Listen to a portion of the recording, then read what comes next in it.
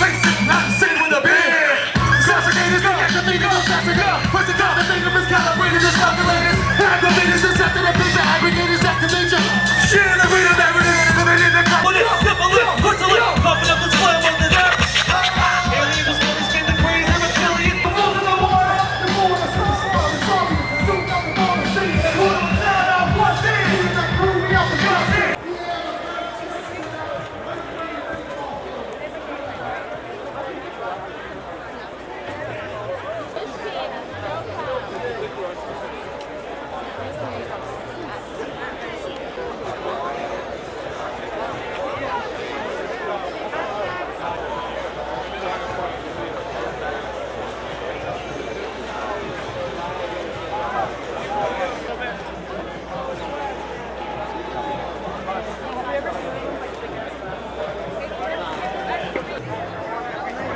Anything about anything else? I don't know. What a question.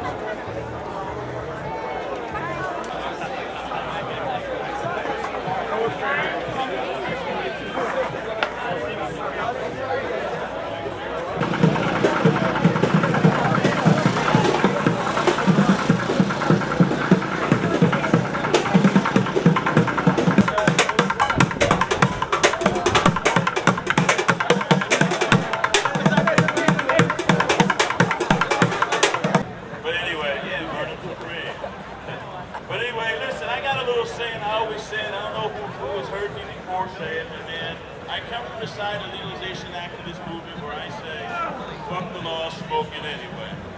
Oh, shit. We got Joe Sambo and the Goons. Give it up for Joe Sambo and the Goons. Let's go, let's go!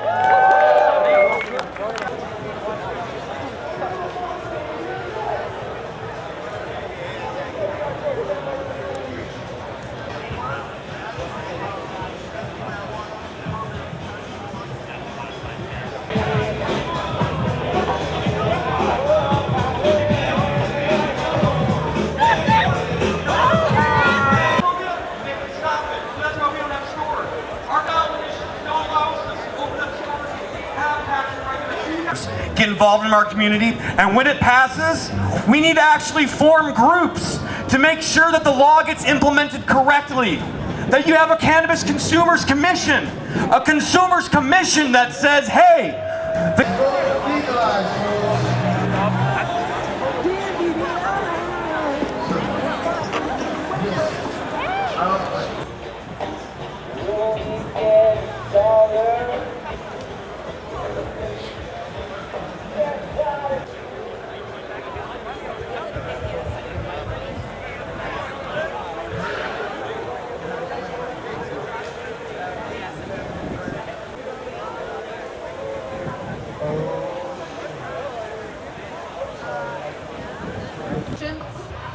I come from a little bit different background. I was an activist against marijuana.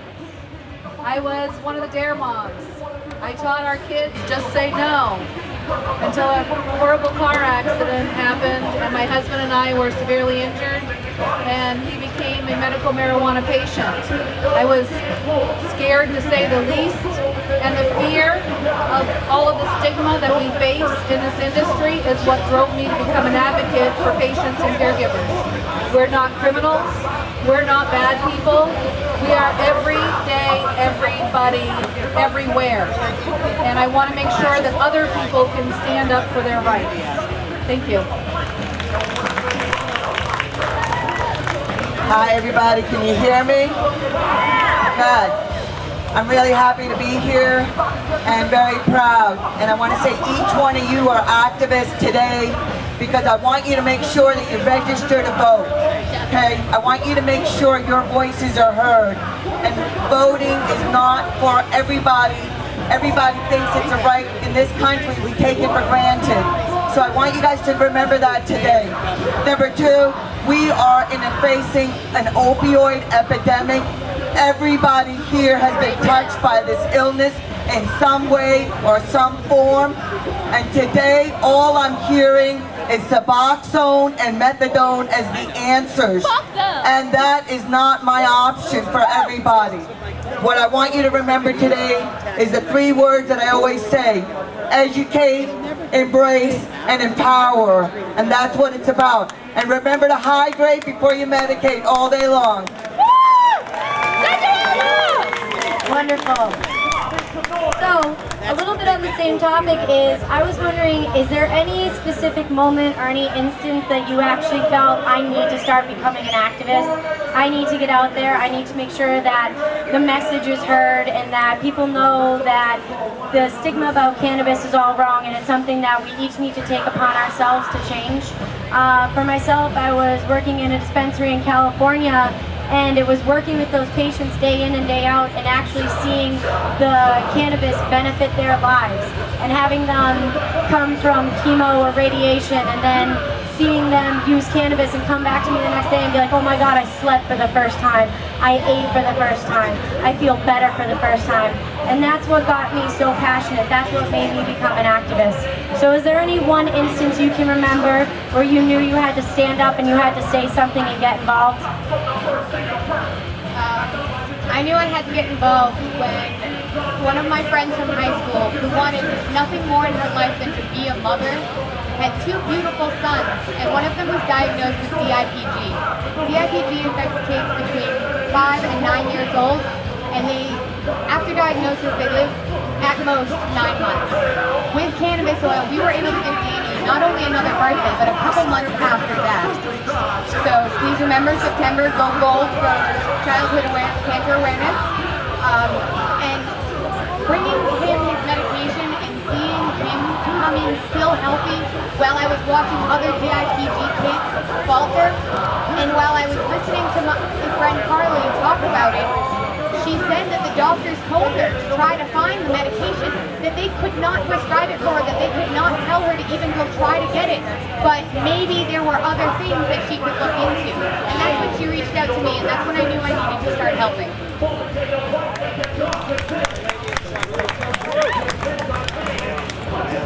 So,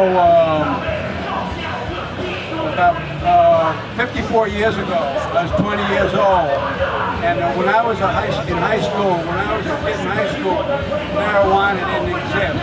Not where I was in New Jersey at the time. So I grew up for the first 20 years of my life not knowing anything about marijuana or what it might do for me. And all I knew then was that we were all separate from each other. We were individuals.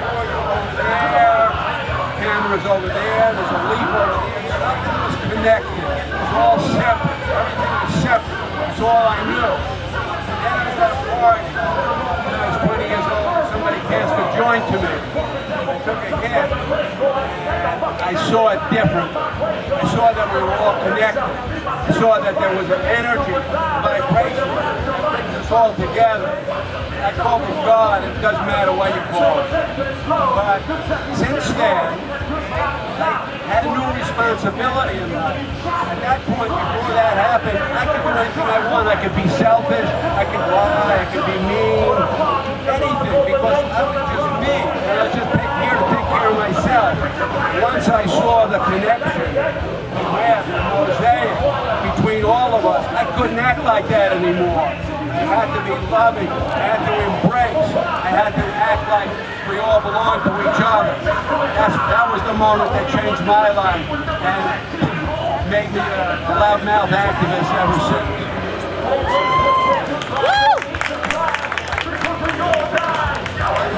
I said I was already enjoying smoking for like 40, 45 years maybe. Before I became more aware of the uses of it. It really changed my life. Close friends of mine who were into the marijuana, or even the friends of my sister who was always so against everything. They're coming to find out. It's just amazing. Of course, one of the reasons to start speaking out was last year, a year ago, we got a letter from the Dutch government. My business was illegal. The people working there were criminals. I mean, you have to speak out. I just hope for the best. I'm gonna be here for the day when we can all smoke legally.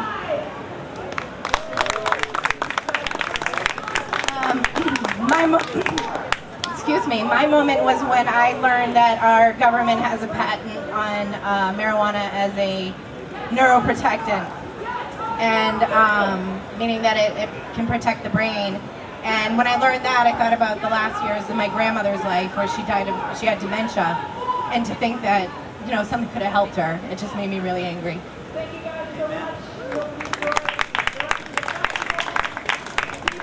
My moment is also kind of a moment of shame. I got involved when my husband became a patient, and I found that the rules were not set up fairly for patients and caregivers to grow for themselves. And I became involved in the trade association, and one day we were doing an informational in rural Maine, and I was hiding behind the crowd of people that came to hear us speak because there were cameras in the room. And somebody came up to me and they said, well, why are you staying back here? And I said, well, you know, I can't be seen. I can't make anybody know what I do. I have worked for a national company. I could lose my job. I'm the president of the Rotary Club. I could be excommunicated. I don't want my children to know. You know, we need more professional people to stand up so that we can get rid of the stigma. And the reporter turned around and looked at me and said, well, you're doing a good job hiding in the back of the room. Love that! And that's when I realized that I had to make the change. I had to become a true advocate. Thank you! Yeah! You know, that keeps coming back to that word stigma. And I realized 6 years ago, I knew nothing about the endocannabinoid system. And here I had gone through over 30 years of education, had several degrees, Harvard trained for over 5 years. All of the degrees didn't mean anything when they told me that there was a system that was a mere 600 million years old that has evolved.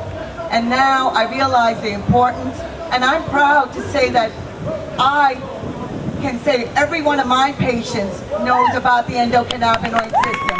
So you talk about activism, start at home. And reach 1, teach 10. And it's happening, folks.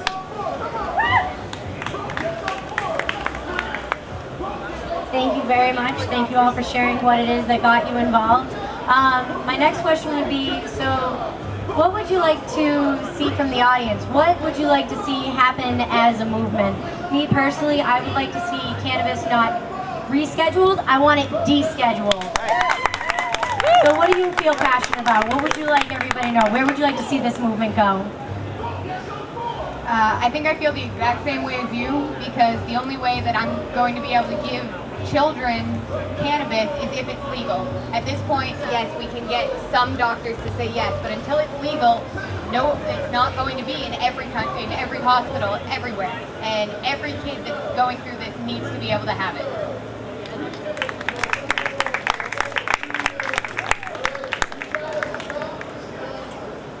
I'm blowing kisses at everybody, first of all.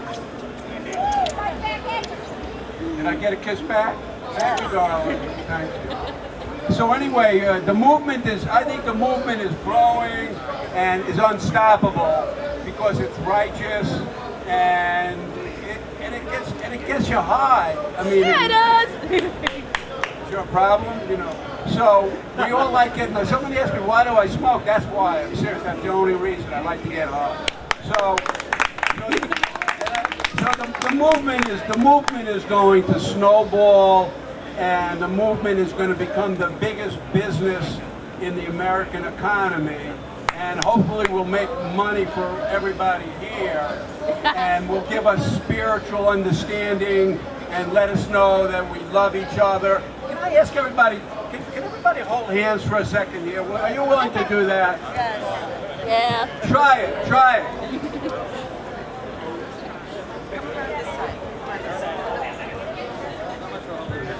If you're not willing to hold hands, everybody is going to see which ones you are. But and I just want to say, whether there's a movement or not, and whether it becomes legal or not, is one story. The other story is, I'm getting high anyway. Yeah, we are! So, and I'm happy to get high with any and all of you. Thanks.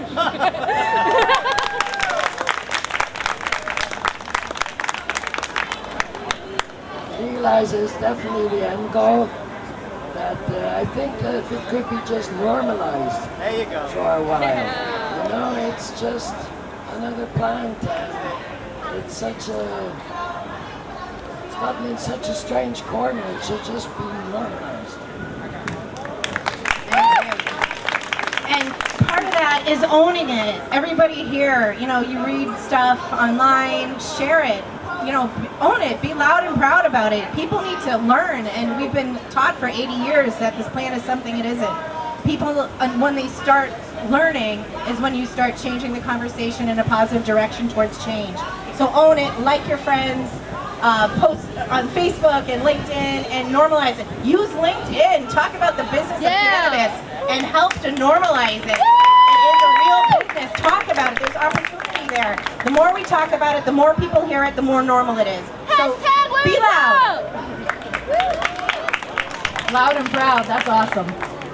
I want to see the end of prohibition. I don't want to see it regulated into more crimes. I want to see people not prosecuted for their use of cannabis, and a harmless plant.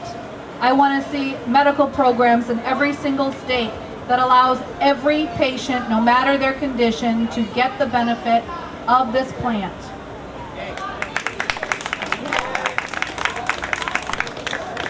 I thank all of you, first of all. So there's 3 facts I want you guys to take away, okay? I want every healthcare provider to know these 3 facts. Number 1, zero deaths, okay? Number 1. Fact number 2, the United States of America has the patent 6630507 since October of 2003 as an antioxidant and neuroprotectant. Fact number 3, that it was written and prescribed by doctors in the United States of America, again, from 1850 to 1942. Thank you. Thank you. Very empowering, very informational. And you all got here today through hard work and taking it upon yourself to do what you felt needs to be done. And I know that when I first started out as an activist, it can get scary because there is a stigma around cannabis, and I don't want someone to think I'm a drug dealer, or I don't want my parents to know, or I don't want my peers to know. And Catherine, your story was right on with what you were saying about how you don't want to be somebody professionally considered in the community and have this one thing be slighted against you. So it can be hard to get out there, but what I always tell people is once you get out into the cannabis community, you find that we're not just a community, we're a family, and that we're there for each other. So whatever you're passionate about, there are resources to help you further your journey. So what advice would you give to new activists starting out, or people that want to get involved but they don't know where to start, or they're kind of just a little bit scared about what do I do, where do I go? What advice would you give them? I think this exact rally would have been considered the first thing that I ever did, and that was like 5 or 6 years ago. Everybody knows the Freedom Rally. That would be my first step as an activist. Start coming to rallies. Figure out where people are meeting that are talking about cannabis. I know that these lovely ladies put on chemistry events, cannabis chemistry events. They put on all kinds of different things. People are talking about it, and that's what's important. We need to talk about it, have more conversations. Try talking to your mom about it. It's fun.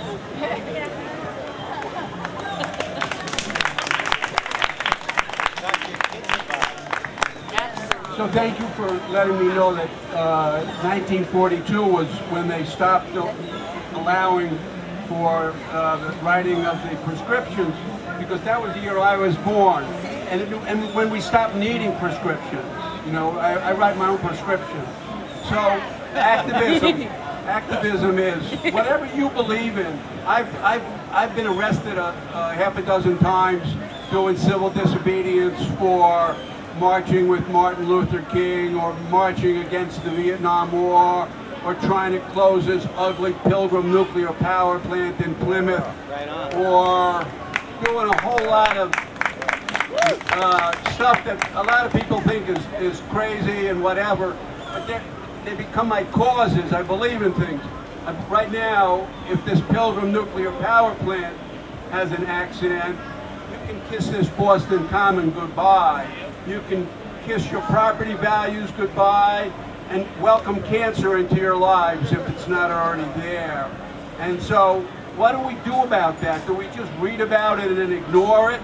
Or do we read about it and join a group? There's all kind of groups here in Boston. I live on Cape Cod, in Plymouth, trying to close that stinking plant down. A whole lot of friends of mine have gone to jail with me, have gone to court with me, and if you care about what you believe in, whether it's marijuana or making the world better in whatever way, the thing to do is get out in the street.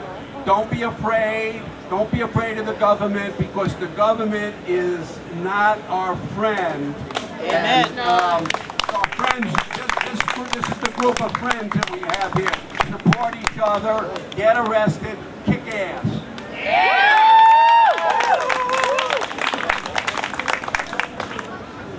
I don't know. I think if you live a life and you smoke and everything, and people can see you're happy and it's a good life, it's a good example. And for me, it's education. There are books. There are a million articles all the time. Set up your Google alerts. Go to the rallies. Go to the conventions. Just learn. I mean, science is on our side. Prohibition is not sustainable. The more you learn, the more you realize that, and the more confidence you get talking about it. So just learn, get educated, and talk. Spread the word. Strike up conversation with your family members. I got my Ivy League educated doctor father to try some cannabis. Sorry, Dad, I just outed you. But we never would have had that conversation or that experience 2 years ago. So talk about it, because once people understand it, then they're not afraid of it. Yeah. The key to activism is getting active. Anything. Do something. Educate yourself through the trade associations in your states. If you don't have one, create one. That's what we did. I started my own business with the help of a few friends, and now we're teaching classes. So if you want classes and you're in Maine, come see us. But I want to share a quick story of one of my patients that I just spoke to today. She is the woman that you read in the newspaper or saw in the news that was arrested in Florida for growing her own medicine. Oh, wow. She was facing 10 years. She didn't grow it to sell it. It was for her own use. Yeah, it was. She just went through her trial. Not guilty. Bridget Kerouac was brave. She was a patient. That's all. Trying to survive the best she could in a state that prohibited cannabis use by medical patients. However, they lobbied. They had an affirmative defense for medical necessity. Very difficult to prove. She proved it. She said to me today on the way here, I am now going to be an activist. I can do nothing else but help other people in this situation across our country. Thanks to you and your husband for being my caregivers when I lived in Maine and giving me the strength. I just want to read a quick text that I got from her.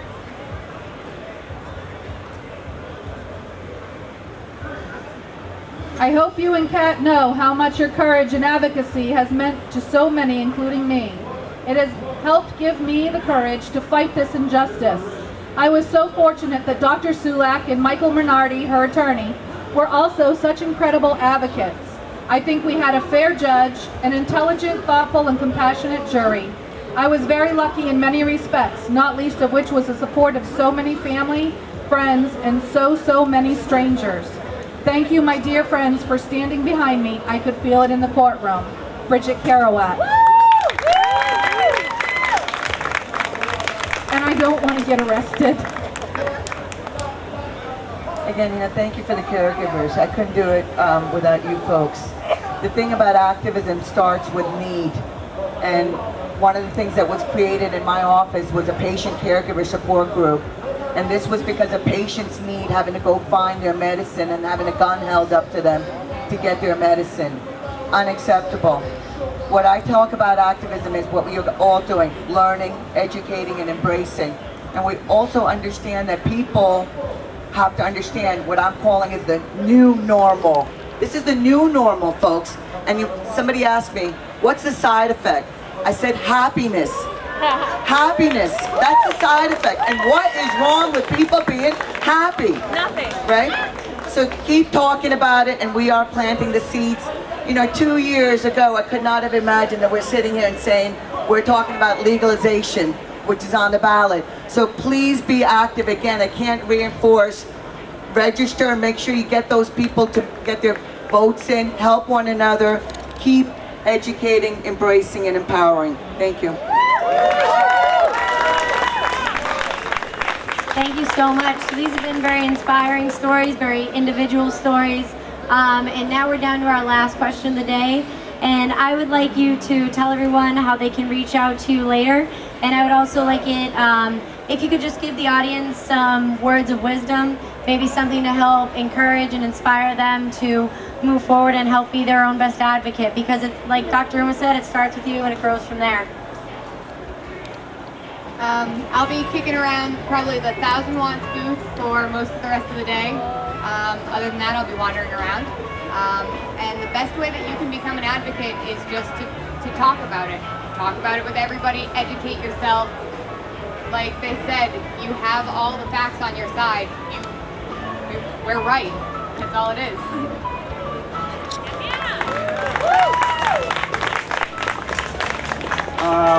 Nothing more to say, but I've been here for like 3 or 4 hours, and I'm smiling at some nice people, and I haven't smoked yet.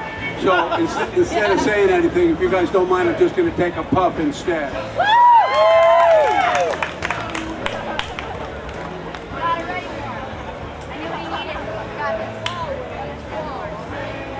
I got very high today. All I can say is I love it. And you can reach me, email boston@womengrow.com, or check out womengrow.com for all sorts of articles, videos to help educate and help women and people of all gender identities get involved with other professionals. And my final advice, just talk about it, guys. Be open about it. Don't be ashamed. You're not criminals. The science is on our side. Just go for it. Talk, talk, talk. Yeah. 1 second. I have a table right here where I'll be for the next 2 days. So come over if you can. I'm going to be around most of the day. You can find me around the Canacare Docs booth. Also, you can reach out to Medical Marijuana Caregivers of Maine Trade Association or Homegrown Healthcare Educational Services. And my words of advice is respect each other. Not everybody is on board yet. Don't criticize their lack of knowledge. Educate them with kindness. We need to stop the divide in this community and spread it with love.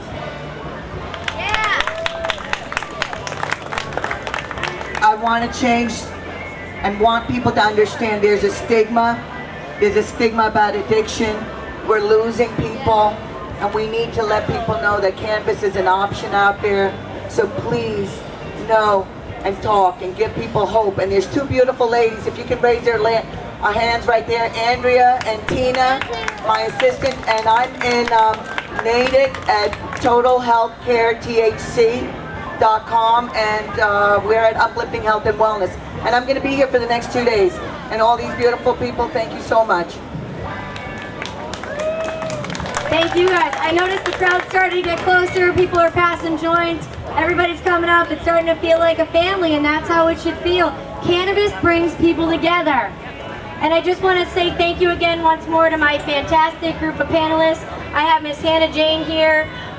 She started in Massachusetts. She travels all over the world. She just helped put together an international event called the Dabadoo, which is something that Mila founded. Mr. Paul Rifkin recently went to trial because he was in trouble for trespassing on the power plant while protesting, and he was willing to go to jail for it. So let's hear it for that. We have to fight for our rights. We have Miss Mila Jensen, and she's been an activist since you could be an activist. She is the queen of hash, so let's hear it for her. Queen Amsterdam. We have Miss Beth Waterfall. She started watching the New England Cannabis Convention, sitting in the seats, And now today she is the chair of the Boston Women's Grow, and I might be a little biased, but I think it's one of the best in the country. Yeah! We have Miss Catherine Lewis, and she started out against cannabis, but then learned the medicinal values and then realized that she needed to activate and advocate for other people, and she actually founded the Medical Marijuana Caregivers of Maine. And let's hear it for the best medical marijuana program in the United States. That's right, that's them, that's their work. And then we have the one, the only Dr. Uma, and she goes out and she educates and empowers other doctors, which is what we need. Yes. We need cannabis to be back in the U.S. pharmacopoeia. We need doctors to know the word endocannabinoid system, and their patients to know about their CB1 and their CB2 receptors. So let's hear it for these panelists. Absolutely.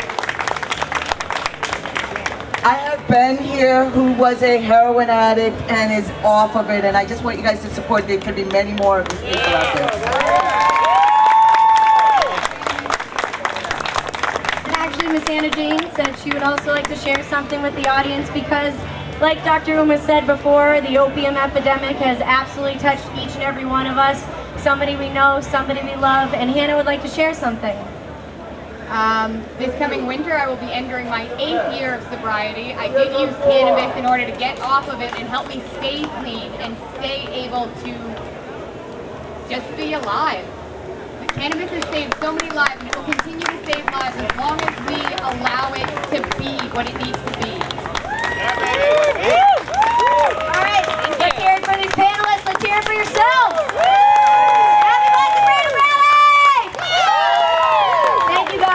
Our next panel is coming up in 15 minutes.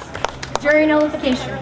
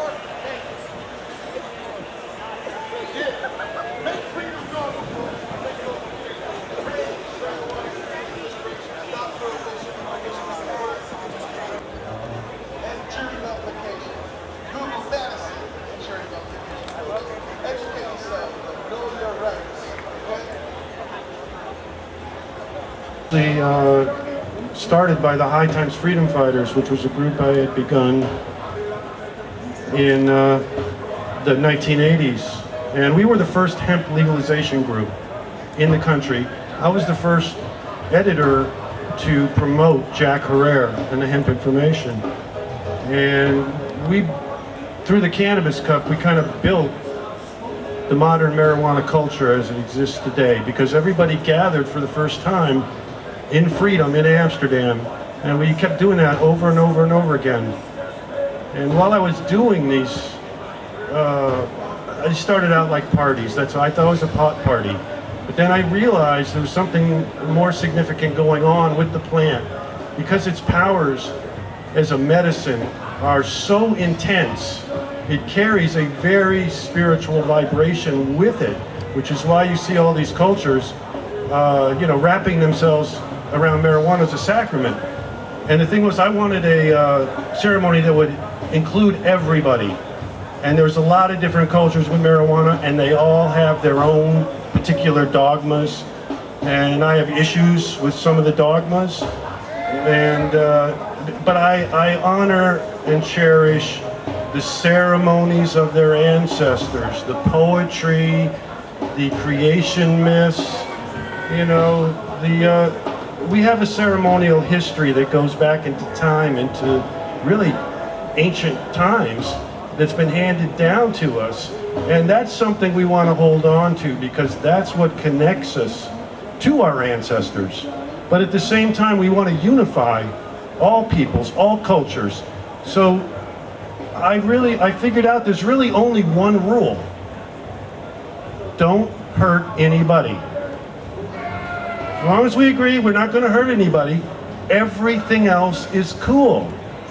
Now, we don't have to fight over the dogmas. You keep your dogma, I'll keep my one rule. Let's get together and hold ceremonies. And the way we do ceremonies is they're improvisational. We don't want scripts. We want something to manifest straight, pure from the heart, and we want to pass that energy around and share it with each other, so that there's not one person with a big hat trying to run the show. The other thing I want to tell you about spirituality is that the ones that have the big hat on the stage directing everybody and everything's scripted out, those are false spiritualities that have been through thousands of years of corruption. There's no way to explain what's going on, the fact that they're used to conduct war. The religions have been perverted to conduct war. And that's not the intention of the people that started those ceremonies. So in order to break this system of war for profit, manipulating religions, we have to try and unify all religions and accept everybody at the ceremony, and have ceremonies that are so inclusive that everybody feels like they're connecting to their ancestors. When we were trying to make up ceremonies, one thing that started happening was we started making up songs about marijuana. And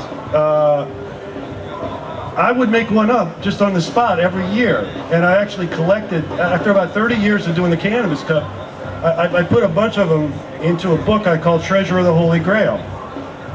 Because that, at the end of the line, what I discovered was the true meaning of the Holy Grail was cannabis and milk mixed together and drunk. They called it soma in India, hyoma in Persia, and shuma in China. But this drink became the dominant medicine and recreational substance throughout the world. The whole Silk Road was built by stoners, and they started in teepees breathing the smoke. But when they figured out they could mix it with the milk, hot milk, it would activate the primary ingredients to the point where the medicine was way stronger, and you could heal glaucoma with this thing. So the Holy Grail was it was the substance that was in the Grail. It wasn't about the golden cup, but you'll find those golden cups buried all over the Silk Road from 2,000 to 3,000 years ago. All the kurgans that are still around, you'll find a golden ceremonial cup. And that was picked up by the Zoroastrians who gave it to the Christians. The Eucharist originally started out, you were drinking milk and cannabis, and sometimes they actually put the cinnamon and sometimes opium and sometimes ephedra. You know, we're not that much different today from what we were doing 2,000 years ago.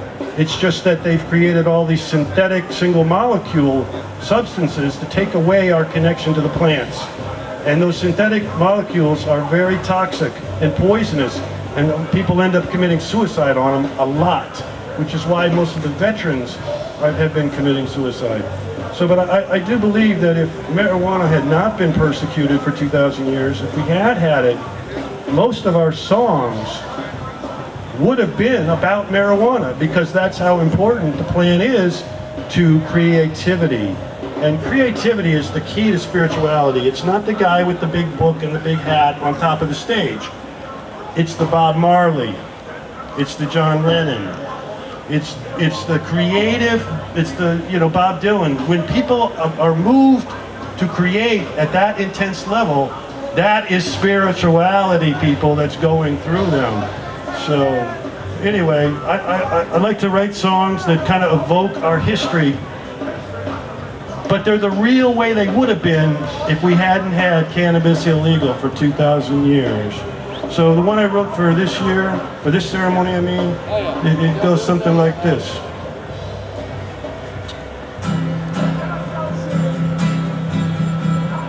Everybody's toking a brand new strain now. Come on, baby, smoke some marijuana. I know you'll get to like it if you give it a chance now.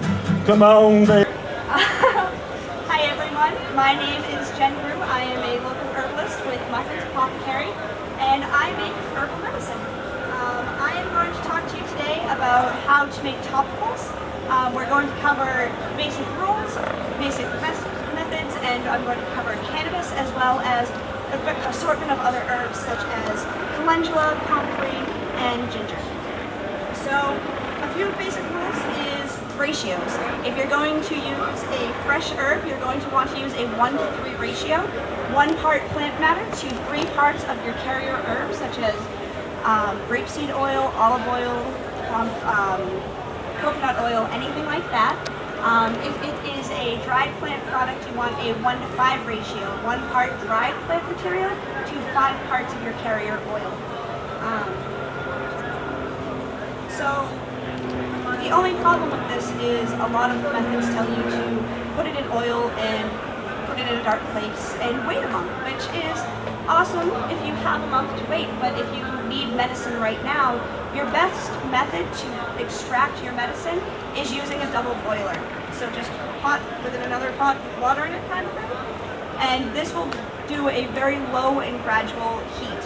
And what you want to do is heat that for 30 to 60 minutes on very, very low heat. Once you have achieved that, you just want to strain it out with cheesecloth and you're ready to go. From there, all you have to do is add beeswax. Your beeswax is going to, amount of beeswax is going to depend on how much or which carrier oil you're using. If you're using grapeseed oil or coconut oil is going to make the difference. Grapeseed oil is very thin, whereas coconut oil is going to change at room temperature. So what you're going to want to do is judge it based on that. If you have 4 ounces of grapeseed, you're going to do it first, all right? Ready? 1, 2, 3. I like weed, and I'm a good person, right? Now you take that out the room. Write it down. Hopefully on November 9th we wake up and anyone who's 21 and over can use weed freely in the state of Massachusetts, right? I mean, that's what we're working for, right? Right? I mean, that's it. We're done. Thank you guys very much for coming out. You guys are very amazing. Give yourselves a round of applause. Thank you, Boston! Give it up for the day. Every time I have a bad day, I smile this guy's face. Completely, fully legal. We don't have to work for it anymore. We don't have to fight any of this reform fight anymore. I said, okay, we'll know this. when I watched this in Philadelphia, when a black man has a joint in his mouth and he's walking down the street and he sees a black cop in a car also smoking a joint and they both wave at each other, I will know that legalization has finally come to all of America. But I'm here to tell you folks that until every prisoner gets out of jail, until every record gets expunged, that this fight for legalization isn't quite over yet. So as you guys celebrate victory this November, remember that folks like me with a federal record are still going to need your help to win victory for the rest of this country, like Kansas and Oklahoma and everybody that's got a federal record. So when we say legalize it, we'll be back next year. It'll be legal here, but we'll still be saying legalize it. So bring 10 of your friends next year. This is the biggest crowd I've ever seen, but the Boston Commons should be crowded shoulder to shoulder when marijuana is legal. Thank you, and I'll see you next year. Thank you very much. Joint to the gods of Boston that we legalize marijuana here in 2016. Gonna pass this off to you guys.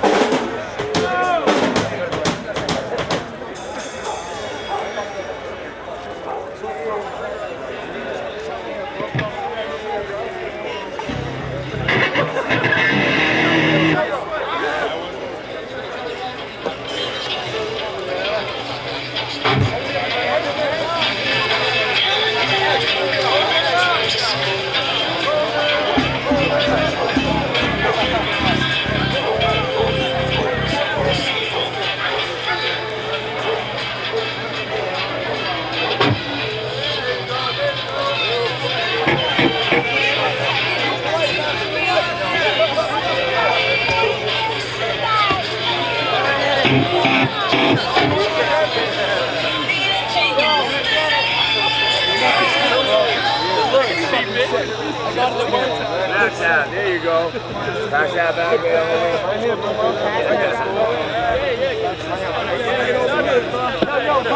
Right behind you. Right behind you.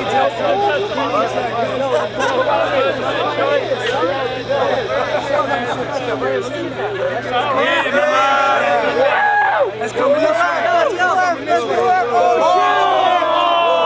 DJ, come here.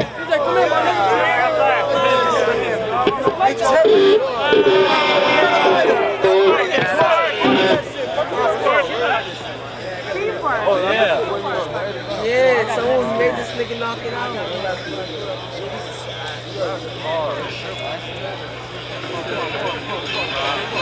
There you go. Yes. Get that to you. Good looks, bro. You got that. Right here, kid. Right here.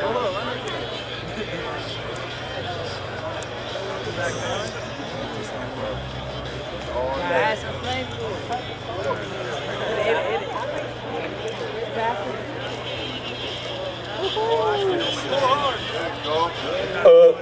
Oh, this nigga got lipstick on. Oh, man.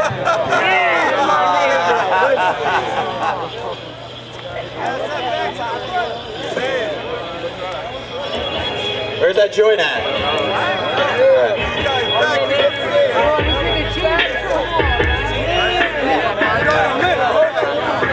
It don't matter what you smoke, we smoke better.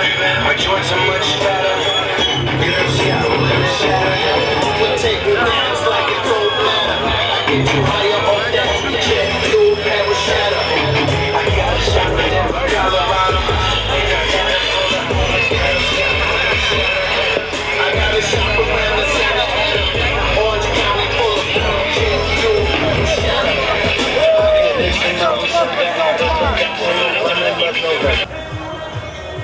So we weren't going to try the Simpsons.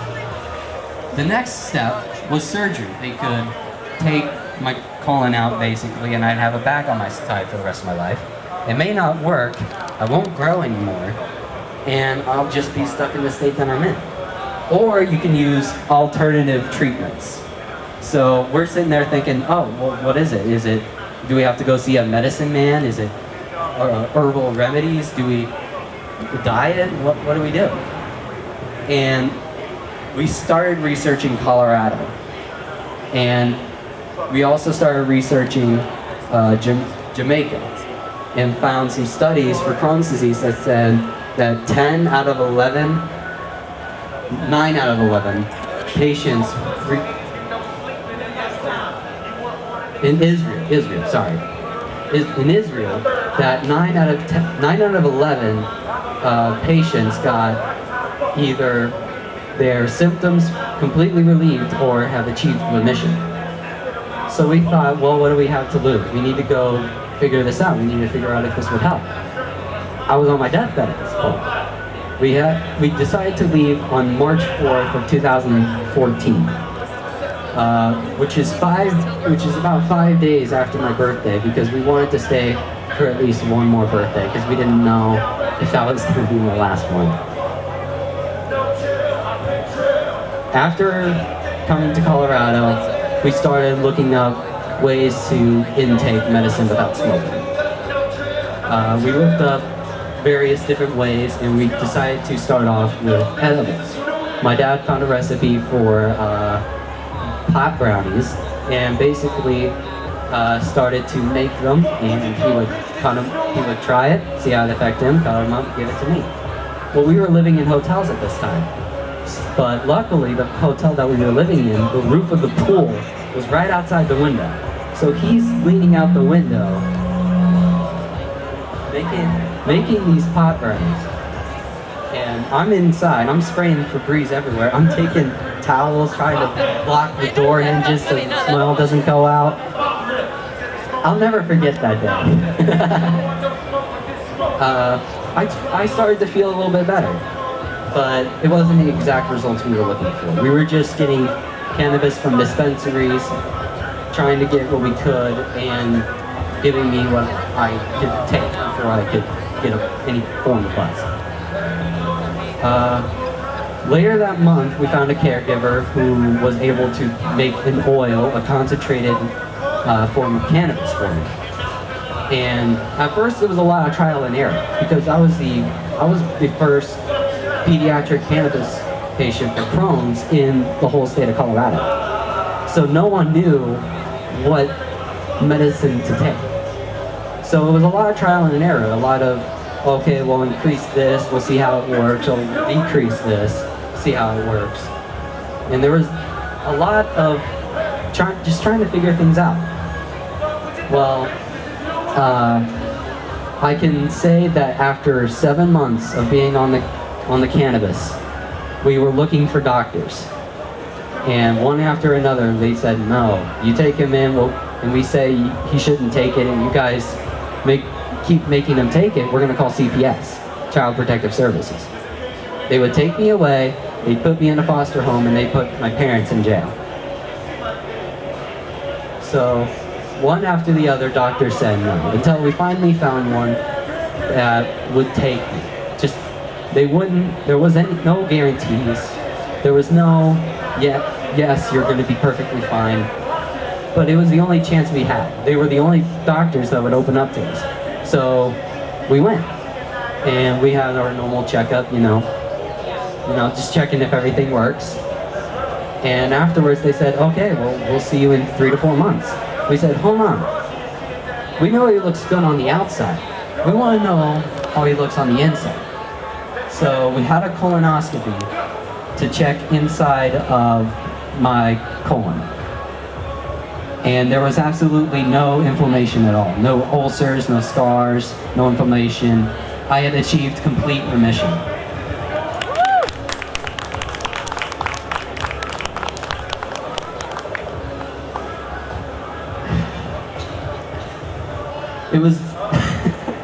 It was an amazing feeling to know that after all of these pharmaceuticals, after all of these medications, just one little plant outdid all of them. Not only did it treat my Crohn's, but it also treated the problems that the other medications gave me. I don't have lupus anymore. My RA is controlled. My Crohn's is in complete remission. And I'm not in a wheelchair. Yo!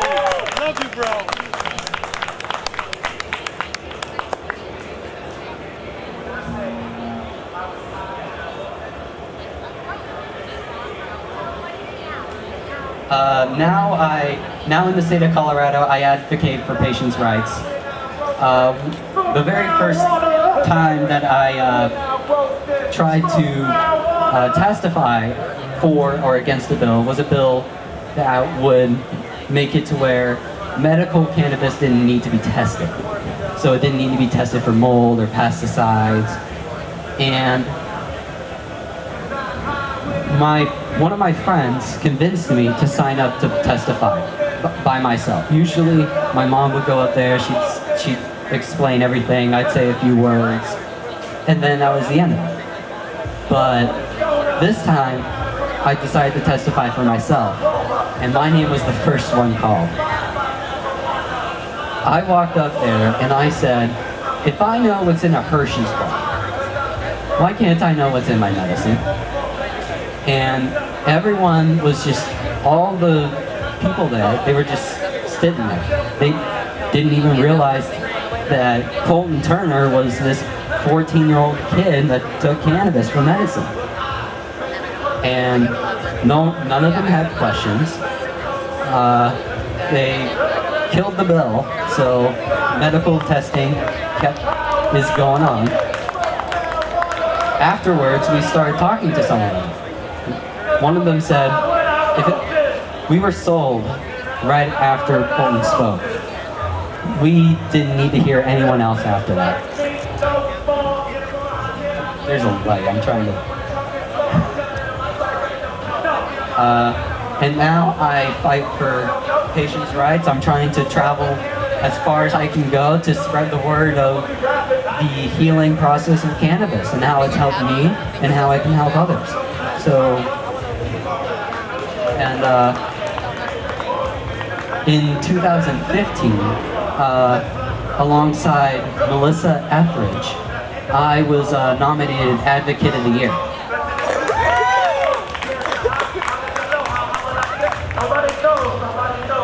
And it was amazing. Everyone there was so nice, by the way. But now, our advocating has taken us to the making of a documentary. We are currently filming a documentary about the healing process of cannabis called Illegally Alive. It's about the patient's stories and how it's helped them achieve relief from cannabis for all sorts of different reasons, for PTSD, seizures, Crohn's. And it's about spreading the message of healing and helping. And it's not until I started cannabis that I realized that I would rather be illegally alive than legally dead.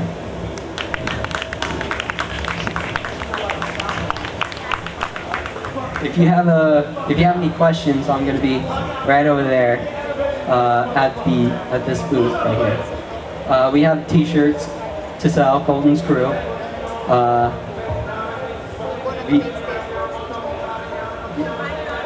You can find it on Facebook, Colton's Crew, or you can go on Facebook and look up Illegally Alive for the production, progress. And also be sure to look up coltonscrew.org, and you should be able to contact us that way. Thank you. Thank you so much, Colton. Can we please give him a big round of applause? Yeah! Thank you very much. And now we're going to have our next speaker, Mr. Ross Iavi.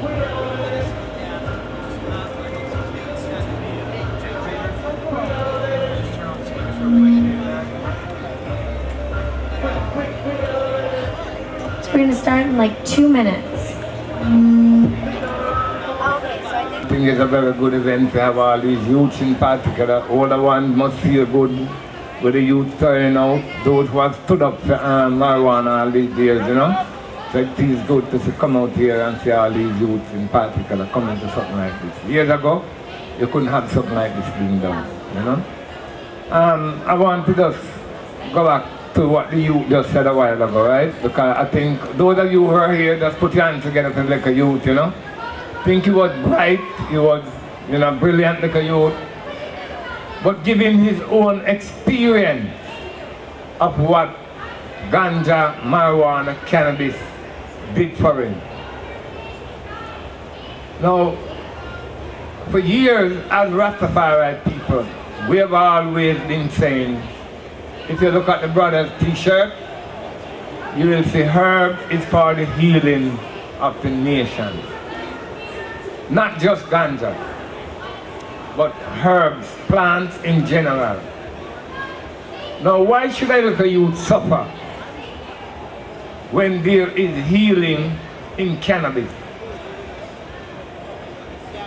How come there's a law against a plant? It's a plant. There's no law against eating a mango, there's no law against picking an apple. Why is there a law against marijuana as a plant? How did these laws come about? Who brought them about? I'm very sure a lot of our people don't ask these questions. And maybe when you start to use herb, you start to ask these questions. Why? Why should someone suffer when marijuana, ganja can heal you, can prevent even that illness? At the same time, you have drugs. You have drugs over the counter selling us. Sometimes these drugs you have to say, well, you have to pull them off the counter because you find out they are killing people. But you ban the plant and you allow the drugs because drugs is an industry. And the law against marijuana, especially here, especially going back to 1938 when the Marijuana Tax Act was established, was really because marijuana in US was used to treat more than 100 different illnesses. The pharmaceutical companies wanted to have their own way. And so the laws became more rigid against marijuana to the point that even in Jamaica, you could go to prison for one marijuana plant or one seed of marijuana. Those were the things that people went through. Here in the US, people were going to prison left, right, and center.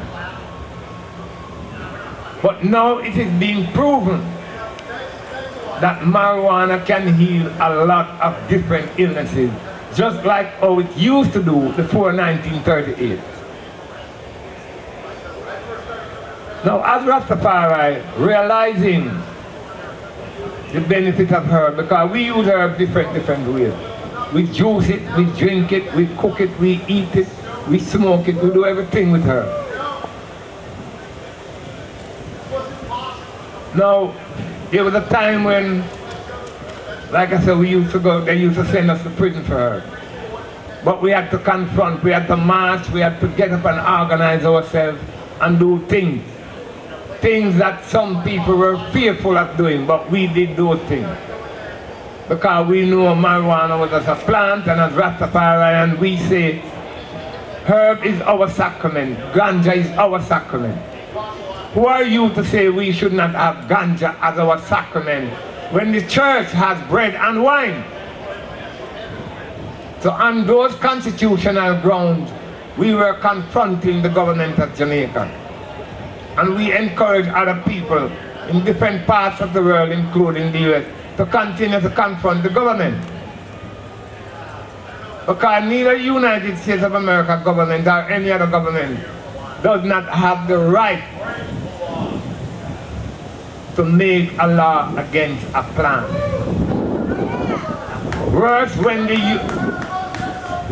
the United Nations grants you the right to religious belief, the right to political allegiance, the right to freedom of expression. So these are rights within I and I opinion as Rastafari that were violated. And we decided that we were not going to allow our rights to be violated by anybody. So we took to the streets and we marched and we wrote letters and we did everything that we figure more or less should be done. Now here it is that a youth can prove, and there are many, many other examples.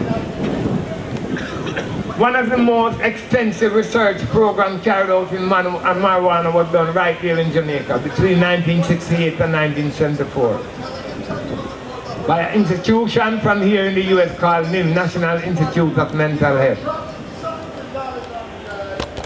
And the research proved so beneficial to especially the grassroots people who are using it that they stopped that research program. Now all of these research programs carried out in Jamaica have proved marijuana to be beneficial to people. Research carried out other places in the world prove even what is going on in Israel, Germany, Europe, Australia, all of these places, it is now proven how beneficial marijuana is. Why should you continue to suppress the rights of people to use marijuana? I am not from Boston, I am from Jamaica. But I am saying to you, organize yourself, whether in little groups, whether in big groups, and do what you have to do. Support those who are already in organizational structures. Be a part of something that you think will work in the interest of yourself and your people. If you don't do that, it means you're leaving your children and your children to continue to confront a system that you could have confronted. So here we are today. I give thanks. It's called Freedom Rally, and it is really freedom. Where you say the youths can walk and burn them spliff if they want to. You know, do what they want to do, because so it is. I'm sure if this was an alcoholic event, maybe you'd have war with all these people. But it's a herb event, and herb marijuana spell one love. So you are here, you step on somebody's feet, you say sorry, and the big man say, cool on him. Because we are not here for war. Rastafari deliberately tried to spread the message about marijuana, ganja. So that's why you will hear Rasta people like Bob Marley, Peter Touch said legalize it and he will advertise it. So as Rastafari musicians, we carried that fight internationally. Because we knew that to say we could not use herb was a violation of our constitutional right. Now, last year there were amendments in the laws of Jamaica. And right now you are free to have 2 ounces or less. No police can arrest you for that. Rastafari has been given sacramental rights where we can plant our herb and we can have our herb in our home. It's not exactly what we want to, but it's a step in the right direction. Because there was a time when you could go to prison for one plant. But if we didn't fight, no changes would have come about. So I'm saying to you, organize yourself, make sure you do what you have to do to bring about that change that you see is needed. There's no victory without a struggle.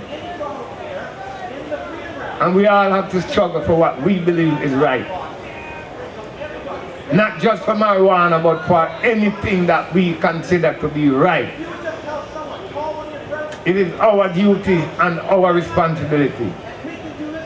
And if you listen to Bob Marley music that says, until the philosophy that holds one race superior and another inferior is finally and permanently discredited and abandoned, and until there's no more first class and second class citizens of any nation, until the color of a man's skin is of no more significance than the color of his eyes, until bigotry, maliciousness, and inhuman self-interest is replaced by goodwill and overstanding, then the dream of true lasting peace, world citizenship, and the rule of international morality will become but a fleeting illusion to be pursued but never attained. There will be war. A lot of people talk about peace, peace, But we must realize we will never have peace until we have justice. That's why Peter Todd said again, we don't want no peace, we want equal rights and justice. So again, it's about spirituality, it's about the struggle, and that is the struggle of Rastafari. We have gone through it, but we have stood up because we know that what we were dealing with was right. And today science and technology is now proving that what the Rastaman and other people who use this herb and defend herb was saying, that they are right. This in December, last year December, we had an event called Rastafari Roots Fest. And that was the first legal ganja event ever to be had in Jamaica. This year we have the same event, Rastafari Roots Fest, this time in December, between December 9th and 11th. And it's about supporting and encouraging what is happening here. Because what is happening here is a great step in making sure that you become free to use marijuana, whether you want to smoke it, or you want to drink it, or you want to eat it. It all has its medicinal effect. Different ways you can use marijuana. And it is all there documented. It's not a matter that the system does not know that marijuana is good for people. But it's a matter that to be ill is an industry. Sickness is an industry. You keep the people sick and your pharmaceutical drugs will sell. You teach them to be healthy and you don't have a pharmaceutical company or a pharmaceutical establishment. But you can grow your marijuana. You can make all those drugs, but you can grow your marijuana in your backyard or in your basement. But no, this system must exploit you economically, psychologically, and otherwise. So you have to be wise what it is you're up against. But at the same time be confident of the victory of good over evil. Because like I said, years ago this could not happen in Boston. But the table is turning and the fire is burning. So victory is a must. And we must use this youth example to prove to the world what cannabis can do. There are other examples, but we have living proof. So until, continue to support the brothers and sisters who have put this together. And before you leave, just put your hands together for all of those who work to make this thing come true. It's a great day here in Boston, and greater days are coming.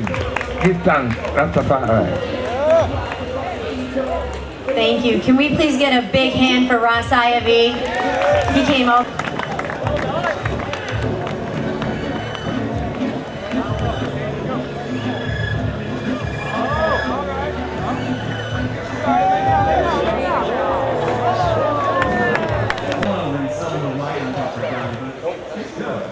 And I mean, your salad greens, straight up, salad greens, eat them. You don't have to smoke it. You don't have to make tinctures out of it. It's a plant. You just plop that leaf off and stick it in your salad. It's a little bit, like, a little tangy, but same as basil.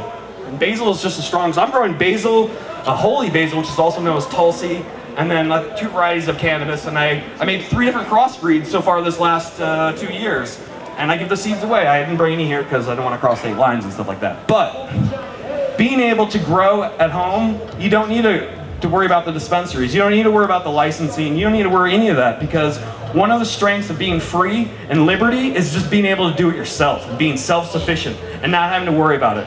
The one thing that will happen probably in the next year, the gross total of electricity used in the state of Massachusetts will go up.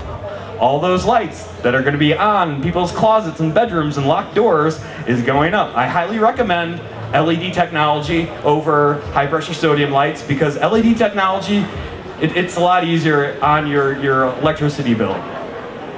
So I'm sort of just taking up time. I can keep talking if you want me to keep talking. I spent a lot of time talking about all sorts of stuff. I can take questions if you don't want a question, or I can keep bloviating about Initiative 71. In Washington, just we are able to grow, but we can't actually have a store. So one of the other things that's important about voting, and it really doesn't matter who you vote for president, because the fact that you're voting is the most important thing you can do. It's a small thing that we only can do, you know, once every couple of years, but it's really important. And a part of that is actually making sure that you vote for good members of Congress. And you vote for members of Congress that are actually cannabis positive, cannabis supporters. And you can go to their events. Go to all your state assembly member events. And it's called bird dogging, where you follow them around, especially the ones that are against cannabis reform, and you just keep asking them questions about it. You raise your hand in the back and say, excuse me, where's your position on question 4 and why? And put them on the spot. Make them explain to you why they are for or against it. I mean, I know you guys have a mayor here in Boston that's like a 12-step program person who's going to be pretty much against anything that changes someone's mental state. And you're going to have to think about how are you going to get to that far notion of being able to accept it, that it's like totally cool. In fact, it's safer than alcohol. And repeating that over and over again. Another thing that I read in the law was about the open containers. So our logic when we were passing in Washington, D.C. was something along the lines that like, hey, we want alcohol treated, or cannabis treated like alcohol. So when they were doing their decrim law, they were actually going to make having a joint be an arrestable offense. And we're like, no. Arrestable offense sucks. This is decrim. And then they were like, all right, we're going to have it be $100 for possession. And that's pretty much yours as 125, 150, 100. Okay, so you have 100, roughly the same as us. But the question is, even if it's $100, are they going to really enforce that? And I heard that, you know, it takes more time for the police officers to go to court to show up and say, yes, this person had cannabis, than it takes us to be like, nah, I ain't going to pay that. Civil disobedience. But it's also the larger issue that it costs you money. Like if you were to be a person that's going to pay for it. And we were able to get, before 71 went into effect, our decrim law, we knocked it down to $25. And the argument for the $25 was if you walk down the street in Washington, D.C. with a beer in your hand, they'll take that beer and give you a $25 ticket for possession of open container of alcohol. In your ballot initiative here, question 4, it actually has a section about having an open baggie in your car. And an open baggie in your car, or after you've already purchased your cannabis from the dispenser and you've opened it up and it's in your car, that you can actually get a fine. You can't get arrested. And there's something beautiful about question 4, that there are no arrests. You have too many plants growing, it's a fine. It's not going to jail. It's awesome. But that open baggie, it's really important that you need to lock it in your trunk. You need to lock it in your glove compartment. Or a really weird part of the law is that the seat behind the driver's seat. So if you actually, I think my analysis of the law, I read it today, was that if you have the baggie behind the back seat in the window area where your speakers are, technically that might be legal. But I haven't really talked to a lawyer about it, just play one on the internet. But I gotta say, like, we in Washington, D.C., if we get caught smoking cannabis in public, we can still get arrested and still go to jail for the night if that happens. And you don't want to go to jail. No one wants to go to jail. It's not a fun place. No one wants. Ready? Hold on. I gotta get this. All right, we gotta Snapchat that. So no one wants to go to jail. But however, all they're gonna do to this one is just fine you. Are they ever gonna put me in jail? They're never gonna put you in jail. You're too pretty. I smoke weed every day. Yeah.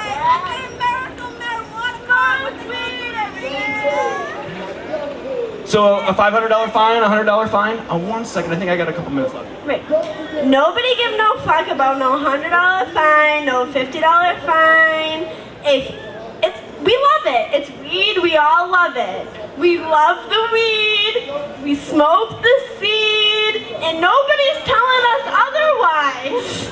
Well, I will tell you not to smoke the seed. That is the otherwise. It pops and explodes and it's very good. Same with stems. Seeds smell like shit, and we all know that. So, smoke the weed, smoke that good gas, smoking that scuba, Steve. Smoking that scuba, Steve. So if you are smoking cannabis that has seeds in it right now, you might be helping the cartels out. Most people don't realize that the cannabis that you have that has seeds in it, it was likely grown in Mexico in giant fields where they didn't separate the males and the females. And because of that, you're actually supporting international crime. They're using the profits to kill people. Mexico has had a civil war for the last 20-odd years. Over 100,000 people have been killed for a war on drugs. So I'm really happy to be here. I'll be speaking again tomorrow over that stage, I believe, somewhere around 2 o'clock or so. And I really appreciate your time and your energy. And I thank you for being an awesome leader here. Thank you. My name is Nicholas Schiller. I live in Washington, D.C. Thank you. Can we please give Nick a big round of applause? All right, thank you everybody. So everyone for being here today at the Education Village at the Boston Freedom Rally. And who I have with me here today is Nicole Snow and Michael Atulip of the Massachusetts Patient Advocacy Alliance. And what they do is they help advocate for patients, and they're the reason that we have a medical program. So if we could please give them all a big round of applause for all the hard work that they do. And I'm going to give them over the mic, and they're going to talk about what they've had to go through to get the program where it is today, where they'd like to see it go, and how it is you can get involved and help out the cause. Thank you. Here you are. Thank you, Ellen. My name is Nicole Snow. I'm the Executive Director of the Massachusetts Patient Advocacy Alliance. I wasn't the first person involved in this organization, but a group in 2011 came together to pass Question 3 by 63%, and they passed it by the voter initiative, which is the same way Question 4 plans to pass their law this November.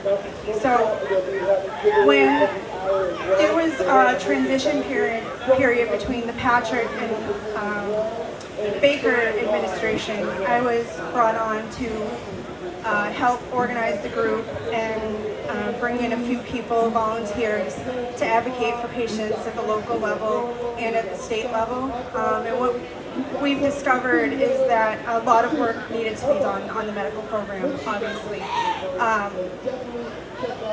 I have been advocating for medical marijuana for the past 5 years in the state of Massachusetts, and I traveled to Washington, D.C. to see how their program worked and see how well they were treated in their state. And to be honest, a group of us had gone down to D.C. and we found out that, you know, we've come a long way, which we're very lucky for. The hardship program has not been implemented, so patients can grow at home, but we haven't gotten a lot back from the state where it comes to privacy and there is arrests still going on. Michael, did you want to say something? So, hi, I'm Michael Atulip, the Development Director of the Massachusetts Patient Advocacy Alliance.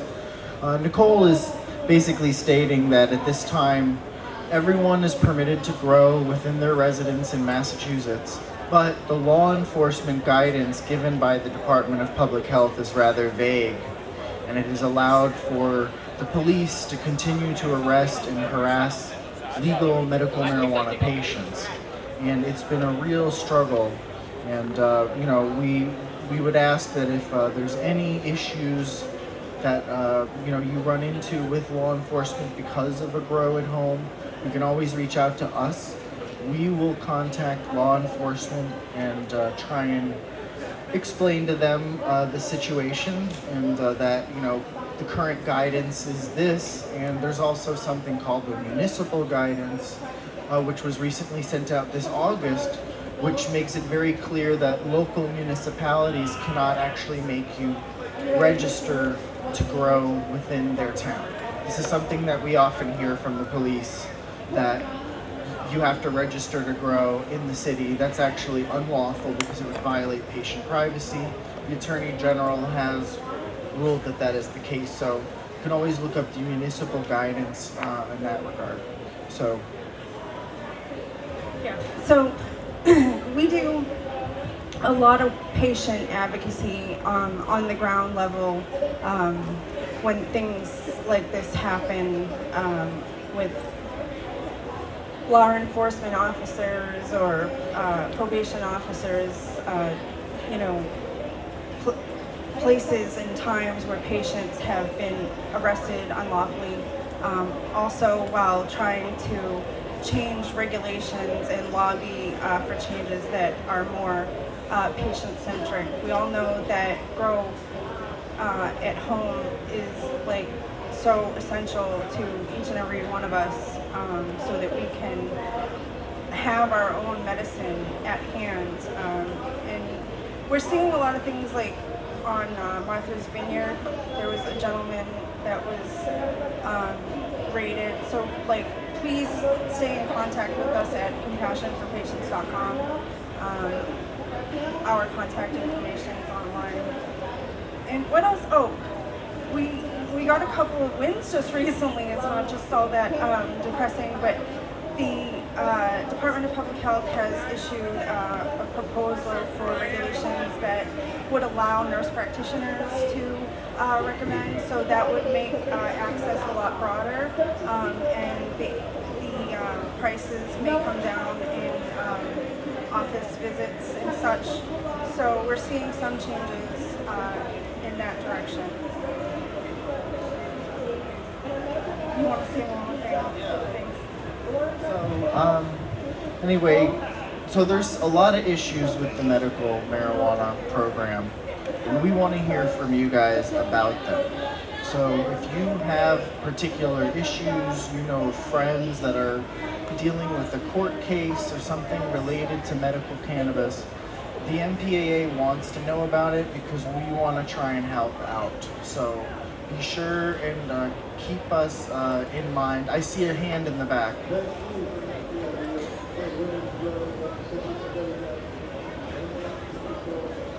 Right, so Nicole was referring to some new regulations that are being proposed right now before the Public Health Council, which would allow for certified nurse practitioners to also recommend medical cannabis other than MDs. So it could potentially bring down the price of a recommendation more in line with what we see in other states, or like more like $100 or less than that. Yes.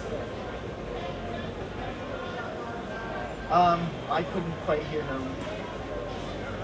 You gotta talk to your doctor. You gotta talk to your primary. Yeah, so it's since marijuana is not covered by insurance, you're still going to be required to pay for a physician visit because your insurance will not cover medical marijuana. The DEA has reaffirmed its Schedule 1 status recently, as likely all of you know, and so therefore we're going to have to pay to see a physician to get a medical marijuana recommendation, and anytime soon, and also for the cannabis itself.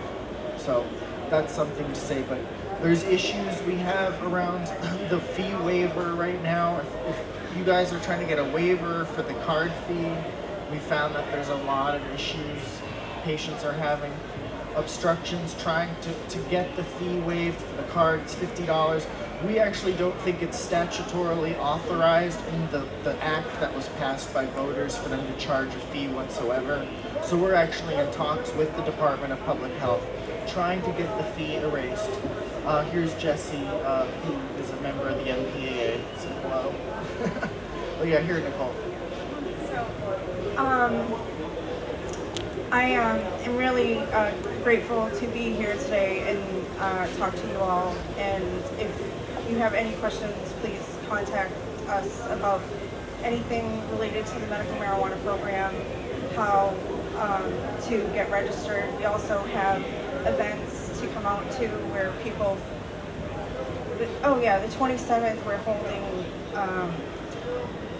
there's an event at the Omni Parker House. I'm sorry.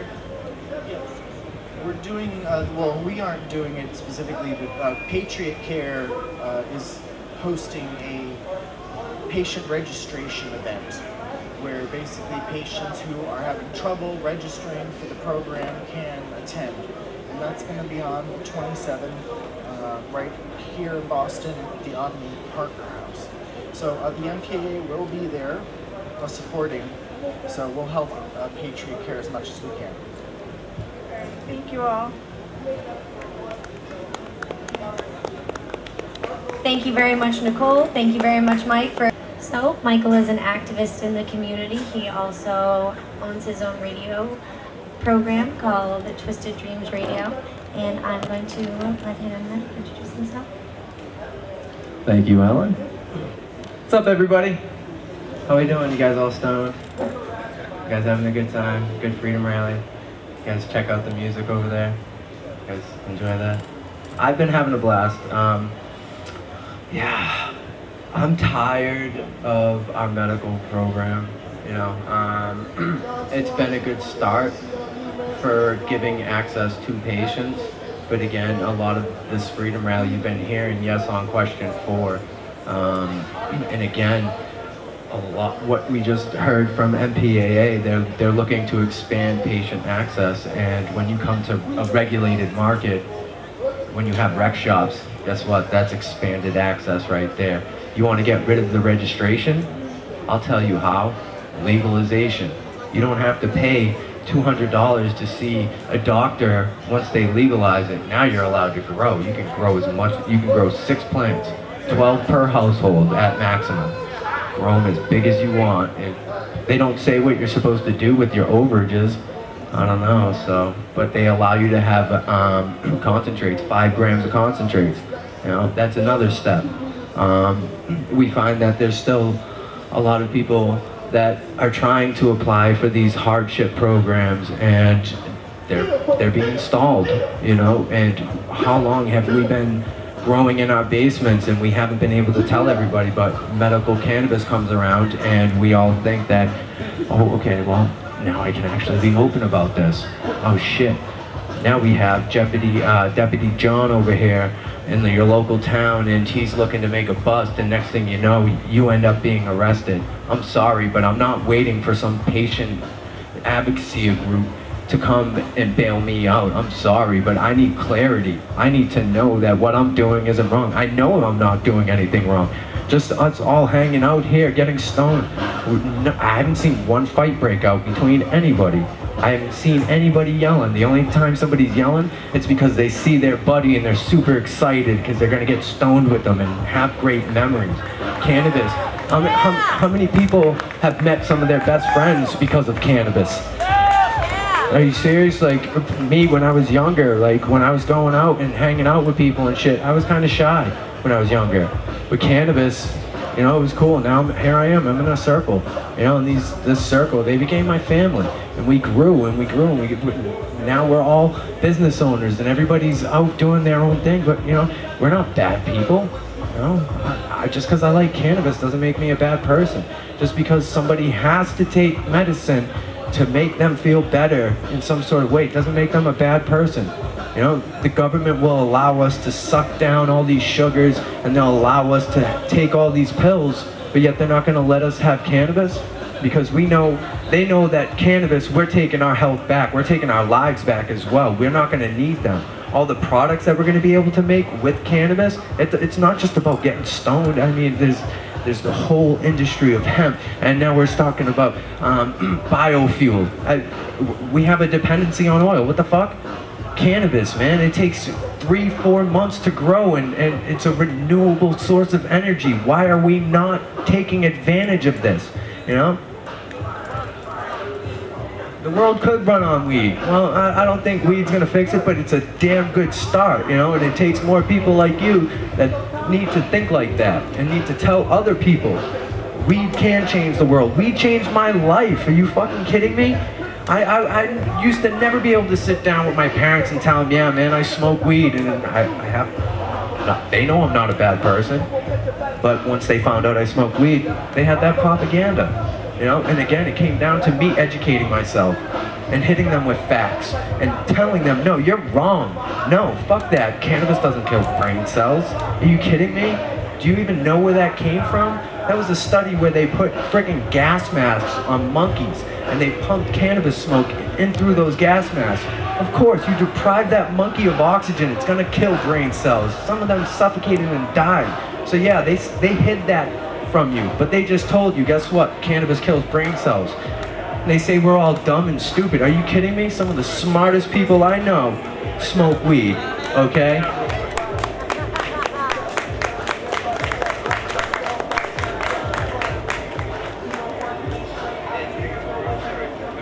You are a gentleman and a scholar. I appreciate that. Yes, exactly. You know, we need more and more of this in our industry. This is amazing. Where else would you see somebody just randomly come out of nowhere and hand you a blunt? You know what I mean? It's like, seriously, this doesn't happen in other industries. You know, like, it's amazing how opening and caring and compassionate some people can be. You know, I won't. Oh, no.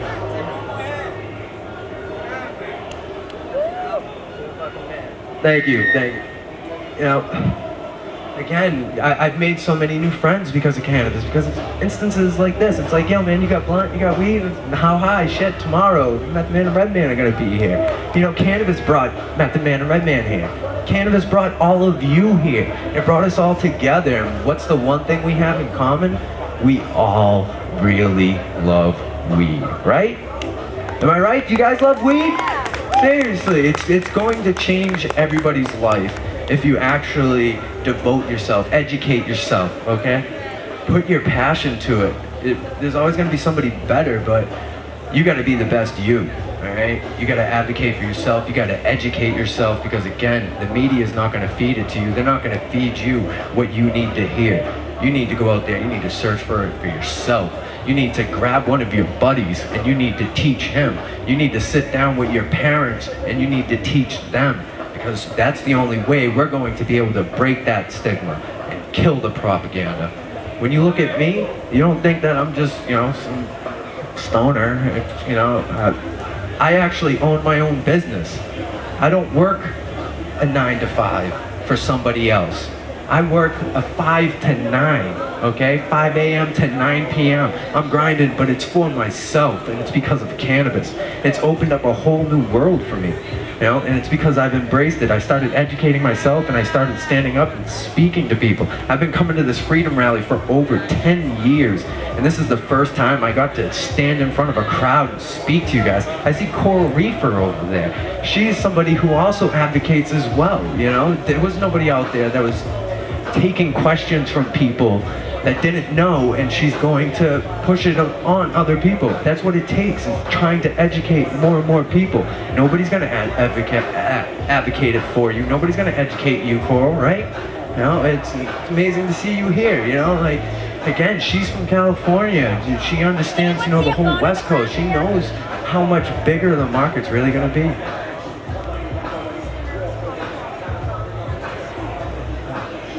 We have a missing phone.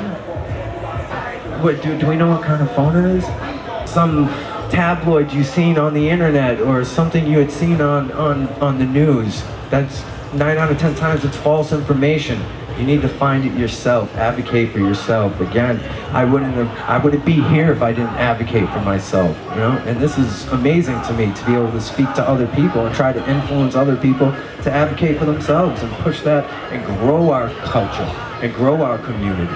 Because again, you know, it's amazing. We have such a diverse crowd here. Cannabis doesn't discriminate against anybody. Cannabis loves everybody. Guess what? You have an endocannabinoid system, okay?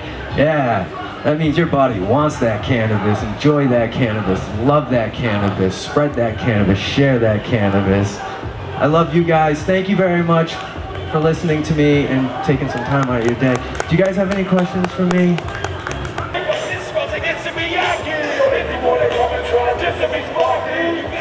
Early in the morning for your dose, or for the day with your North Shore. That bitch is gross. She's your road dog. Anybody here got a little weed? Light it up, motherfucker. Let's smoke in this bitch, right? Pretend it's 420 again. It's 420. Let's light up.